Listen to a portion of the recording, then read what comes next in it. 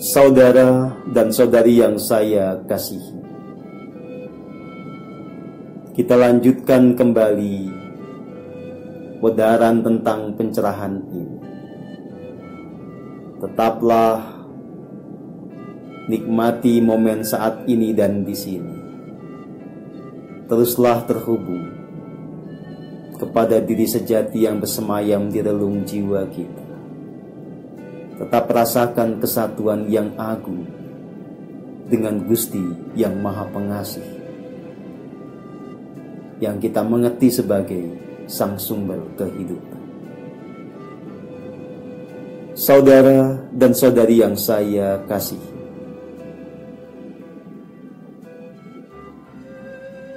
saat kita betul-betul menekuni jalan spiritual yang sejati, kita akan bisa merasakan buah manisnya di dalam kehidupan keseharian kita. Hidup kita diliputi dengan kebahagiaan, kedamaian, sinkronisitas atau keselarasan yang terus-menerus, keberuntungan yang tiada henti. Hidup betul-betul menjadi sebuah pengalaman surgawi yang tiada pernah terputus. Karena memang berlaku di dunia ini atau di jagat raya ini hukum tarik-menarik, hukum sebab akibat, hukum proyeksi dan seterusnya. Maka kita bisa berpikir terbalik.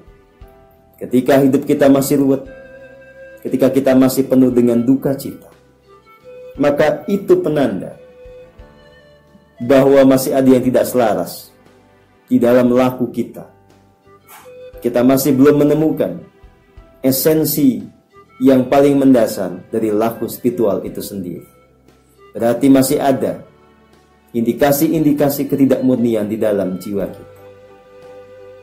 Maka jadikanlah segala bentuk kesulitan di dalam hidup ini sebagai umpan balik untuk melihat jiwa ini sebagaimana adanya. Jika Anda menemukan hal-hal yang membawa duka cita, maka mulailah proses introspeksi diri untuk melihat di mana kelemahan kita di dalam proses kita menuju kesempurnaan jiwa. Jadi, saudara dan saudari yang saya kasihi, ketika kita masuk ke dalam peristiwa duka, ketika kita terjatuh, kita tidak perlu repot dengan semua itu dan semakin membuat drama atas apa yang kita alami. Cukup masuk ke dalam keheningan, lalu bertanyalah kepada Sang Diri Sejati, apa makna dari semua peristiwa kejatuhan, semua peristiwa duka yang datang. Dan jadikan itu sebagai titik tolak untuk mengalami akselerasi kesadaran, untuk bertumbuh menjadi jiwa yang paripurna. Saudara dan saudari yang saya kasihi, damailah selalu sepanjang waktu melalui keterhubungan dengan Sang Sumber Hidup yang menjadi esensi dari keberadaan kita. Manifestasi dari pencerahan atau keberhasilan dalam laku spiritual adalah memang pikiran dan perasaan yang diliputi kedamaian yang konstan. Surga yang nyata itu betul-betul kita bisa rasakan dimanapun berada, kapanpun berada. Saudara dan saudari yang saya kasihi, saya mengajak Anda semua untuk terus bertumbuh, mengasah kepekaan untuk menyingkap segala rahasia dalam kehidupan dan keseharian kita. Pelajaran-pelajaran spiritual itu sebetulnya ada banyak yang tersembunyi di dalam kebersahajaan, di dalam peristiwa-peristiwa yang seperti biasa di kehidupan kita sehari-hari. Relasi dengan anak, relasi dengan pasangan, dengan siapapun, teman bisnis, teman sekantor, selalu menjadi momen di mana kita bisa belajar. Relasi-relasi itu menjadi penanda seberapa jauh kita telah paham, telah mengerti dan bisa menerapkan apa yang kita sebut sebagai kasih murni atau kasih yang tanpa syarat. Ketika kita melakukan pola relasi yang penuh dengan tuntutan, lalu kita penuh kekecewaan karena harapan-harapan kita akan tindakan orang lain kepada kita tidak tercapai, maka itu berarti kita realitas yang sejujurnya adalah belum punya kasih murni. Kita punya kasih yang bersyarat. Jika orang sudah punya kasih murni, tidak ada tindakan orang yang bisa melukai diri. Tidak ada kekecewaan. Tidak ada kesedihan karena tindakan orang lain. Mereka yang punya kasih murni selalu menjaga jarak dengan reaksi terhadap peristiwa. Dia hening dulu atas apapun yang kemudian datang dan terjadi kepada dirinya. Dia hening dulu untuk memahami latar kenapa seseorang berbuat sesuatu kepada dirinya. Dia tidak cepat mengambil tindakan ketika kemudian itu malah membawa kepada penderitaan. Saudara dan saudari yang saya kasihi, satu hal yang bisa saya tegaskan, saya sendiri bisa mengatakan bahwa di dalam kesadaran yang murni, di dalam keheningan yang konstan, tidak ada orang yang bisa melukai jiwa saya. Silahkan saja orang berkhianat kepada saya. Silahkan saja orang menghinakan saya dengan segala kata-kata yang tidak patut. Silahkan saja orang bermanuver apapun kepada saya. Tetapi jiwa saya tidak akan pernah patah.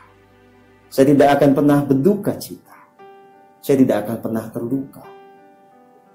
Karena patahnya jiwa, duka citanya jiwa, lukanya jiwa adalah pilihan dari kita sendiri, bukan dampak langsung dari tindakan mereka.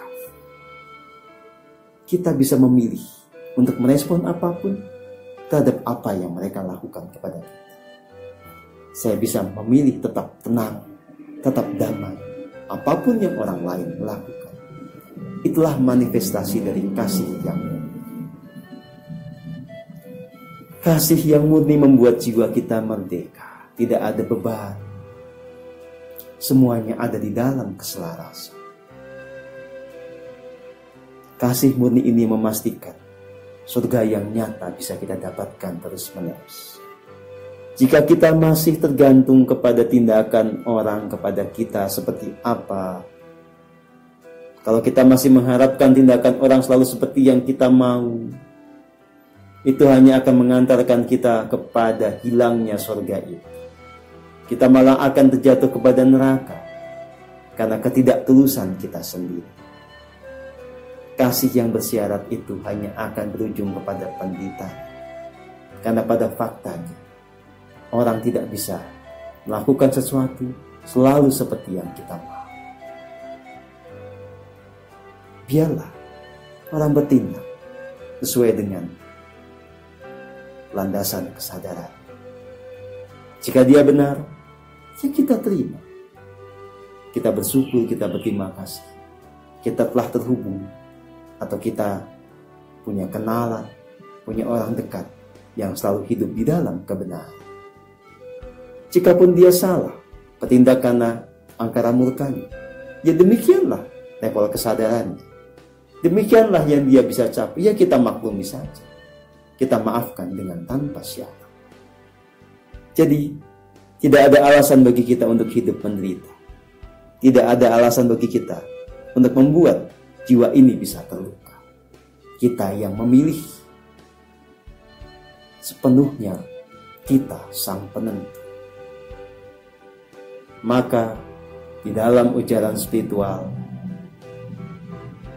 ada terminologi tentang jiwa seluas samudra.